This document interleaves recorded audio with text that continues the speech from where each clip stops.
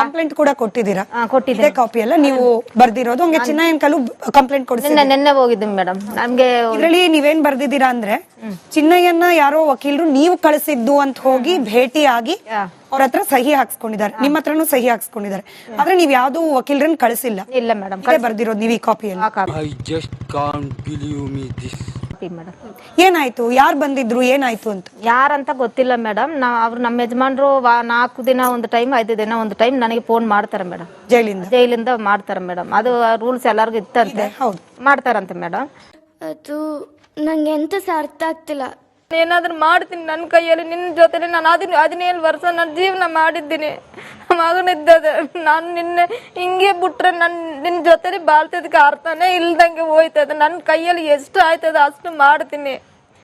ಸ್ವಲ್ಪ ಡಿಪ್ರೆಷನ್ ಅಲ್ಲಿ ಇದೀನಿ, ಸೀರಿಯಸ್ ಆಗಿ ನಾನು ಡಿಪ್ರೆಷನ್ ಅಲ್ಲಿ ಇದೀನಿ, ನನಗೆ ಆಗ್ತೇ. ನನ್ನ ಜೀವ ಹೋದ್ರೂ ಪರವಾಗಿಲ್ಲ, ನಾನು ಮಾಡ್ತೀನಿ. ನಾನು ಯಾರಾದ್ರೂ ಕರ್ಕೊಂಡು ಬರ್ತೀನಿ, ಕಳಿಸ್ಕೊಡ್ತೀನಿ ಅಂತ ಹೇಳಿದ್ದೆ ಮೇಡಮ್.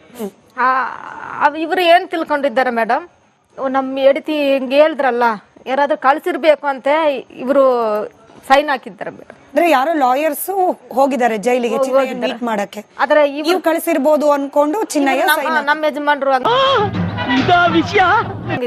ಆದ್ರೆ ಲಾಯರ್ ಅವರು ಹೋಗಿದ್ದಾರಂತ. ಹೋಗುವಾಗ ಅವ್ರು ಹೇಳಿದ್ರಂತೆ, ನಿಮ್ ಕಡೆ ಅವರು ಕಳಿಸಿರೋದು, ಅವ್ರ ಹತ್ರ ಹೇಳಿರೋದು, ನಿಮ್ ಕಡೆ ಅವ್ರು ಕಳಿಸಿರೋದು, ಏನು ಮಾತಾಡಬೇಡ, ಸದ್ದಾಕಬೇಡ, ನಾನು ಹೇಳ್ದ ಜೊತೆಲಿ ನೀನು ಸೈನ್ ಹಾಕು, ಅಷ್ಟು ಮಾತ್ರ ಮಾಡು, 4 ದಿನದಲ್ಲಿ ಹೊರಗಡೆ ಬರ್ತೀಯ, 4ನೇ ದಿನ ಹೊರಗಡೆ ಬರ್ತೀಯ.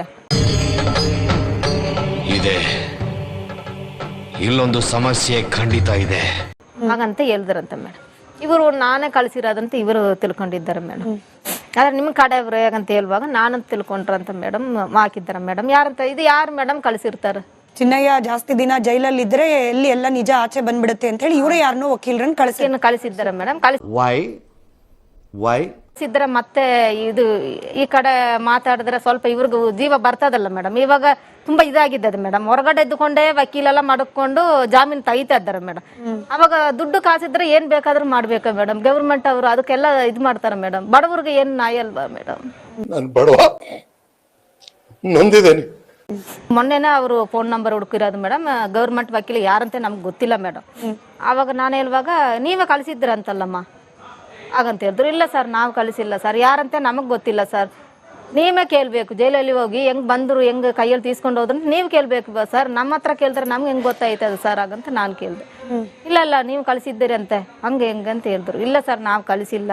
ನಿಮ್ಮನ್ನ ಯಾರು ಲಾಯರ್ಸ್ ಮೀಟ್ ಮಾಡಿಲ್ಲ? ಇಲ್ಲ ಮೇಡಮ್. ನೀವೆಲ್ಲೂ ಸೈನ್ ಹಾಕಿಲ್ಲ ಇದುವರೆಗೂ? ಇಲ್ಲ ನಾನು ಸೈನ್ ಹಾಕಿಲ್ಲ ಮೇಡಮ್. ನಮ್ಮ ಯಜಮಾನ್ರ ಹತ್ರನೇ ಸೈನ್ ಇಸಿರೋದು.